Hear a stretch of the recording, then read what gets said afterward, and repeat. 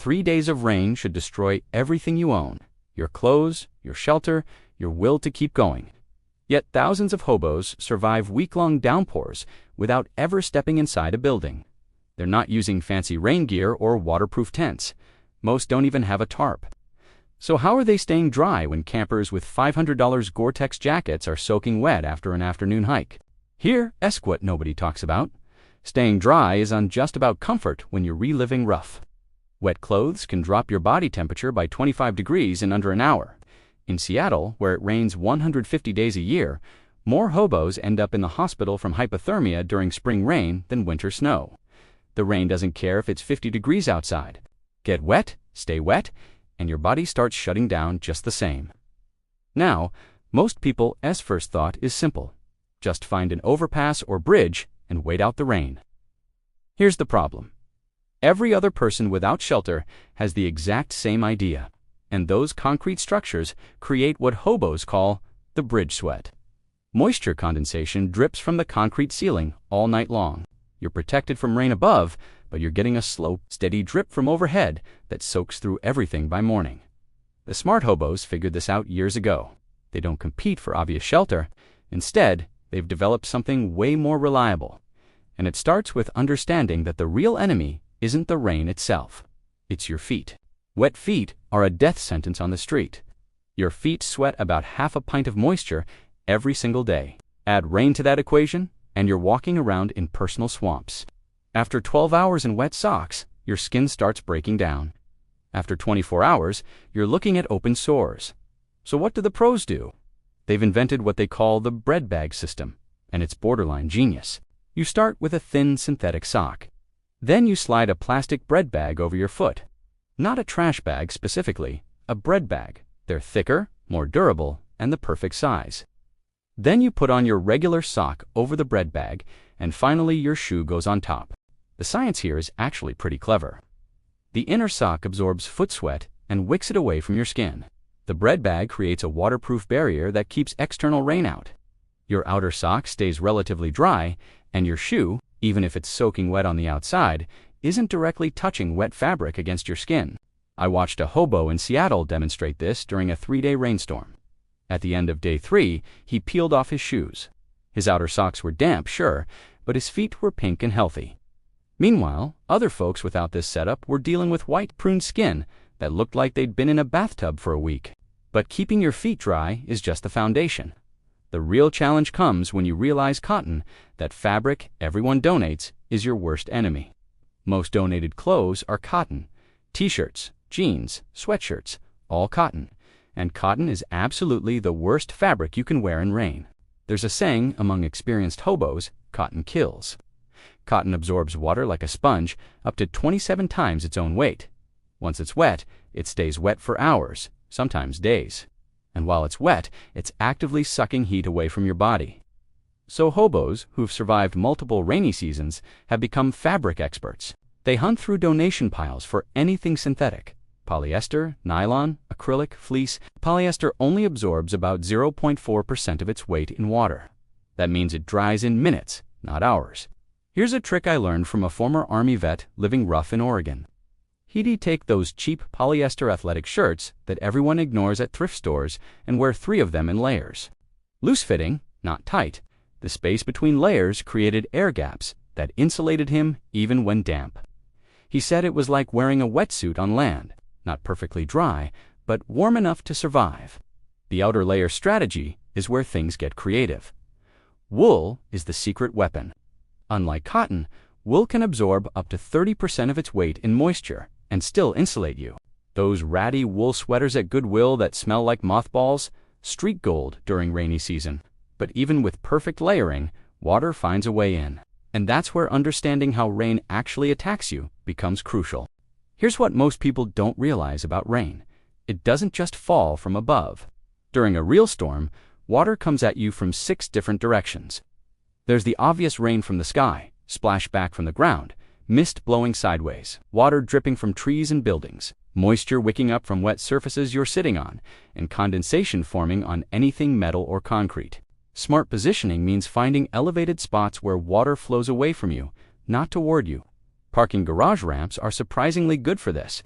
They're angled for drainage, usually have overhead protection, and the concrete stays warmer than ground level. One guy in Denver swore by the upper levels of parking structures. Not quite dry, but 60% less wet than street level. The bridge to staying dry long term isn't about finding one perfect spot. It's about movement and gear management. And that brings us to the one piece of equipment that separates survivors from casualties, the tarp. Tarps are the Swiss Army knife of hobo rain protection. But here, that's what separates the veterans from everyone else. They do unused tarps like most people think. Forget tying one between trees like a camping shelter. That's amateur hour. The real pros use what's called a low-profile tarp system. You want something dark-colored, either brown or dark green. Blue tarps scream homeless camp from 3 blocks away. Size matters too. 8 by 10 feet is the sweet spot. Here's the setup that actually works. You don't pitch the tarp above you. You create a ground-level envelope. Fold the tarp in half, lay your bedding inside, and seal 3 edges with rocks, bricks, or whatever's available. The 4th edge stays partially open for airflow. This creates a waterproof cocoon that looks like a random tarp-covered pile, not a person sleeping. Rain hits the top surface and sheets off. The edges are sealed so water can't wick underneath. And because you're inside a sealed pocket, your body heat creates a slightly higher air pressure that actually pushes moisture away from the opening. I met a former construction worker in Austin who'd perfected this technique. He'd spend 10 minutes every night setting up his tarp envelope, making sure angles were right and edges were sealed. Other people would rush their setup and wake up in puddles. He'd emerge after 3-day rains with dry clothes and bedding. But tarps have a vulnerability. Grommets fail. Those metal eyelets rip out at the worst possible moment. The solution is learning to tie without them. You gather a handful of tarp material, twist it into a neck, and tie your rope around that neck. This distributes tension across a larger surface area and almost never fails. Of course, even the best tarp setup can't protect you from moisture that builds up from the inside. Here's the thing nobody warns you about. When you're sealed up in a waterproof space, you become your own rain cloud. Every breath you exhale contains moisture. Your body releases about 2 pints of water vapor during 8 hours of sleep. In a sealed tarp, that moisture condenses on the inside, then drips back down on you.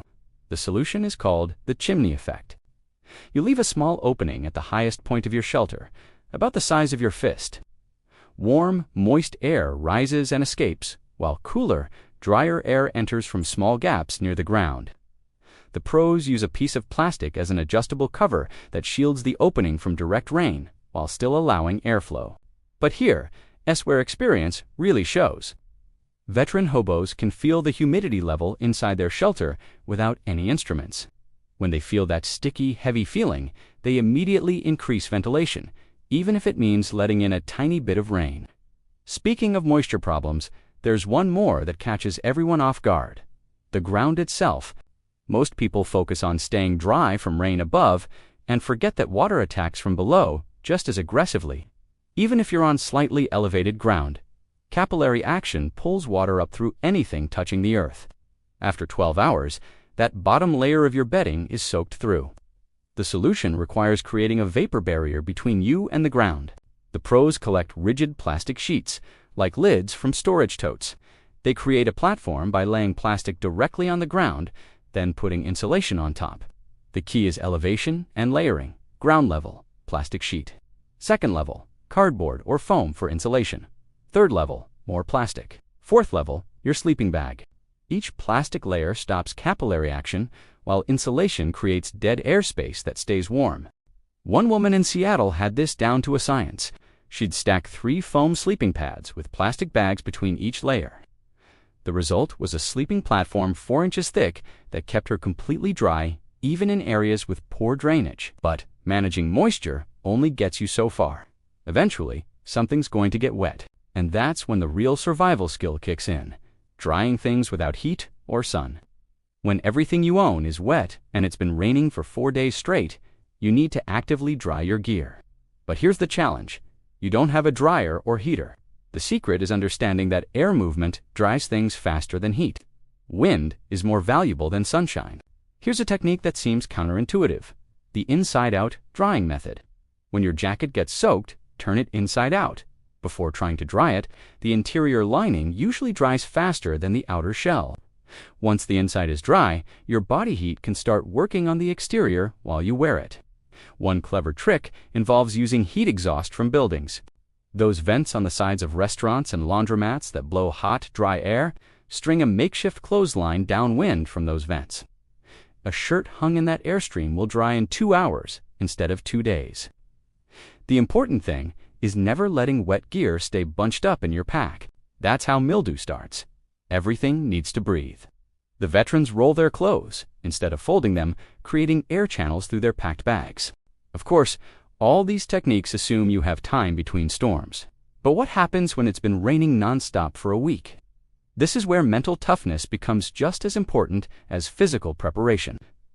Days of endless rain do something to your mind.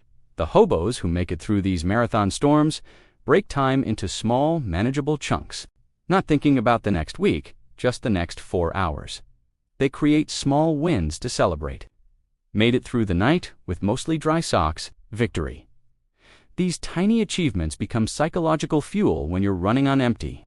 But here's the most important mental trick: accepting that some wetness is inevitable. Once you stop fighting for perfect dryness and start managing relative dryness, the stress drops dramatically. So, what have we learned? Staying dry for days in endless rain isn't about having the best gear. It's about bread bags on your feet, synthetic layers, tarp envelopes, strategic ventilation, and ground barriers. It's about understanding how water moves and working with physics instead of against it. These aren't just survival tricks. They're engineering solutions developed by people who had to get it right or face serious consequences. And honestly, that's worth respecting.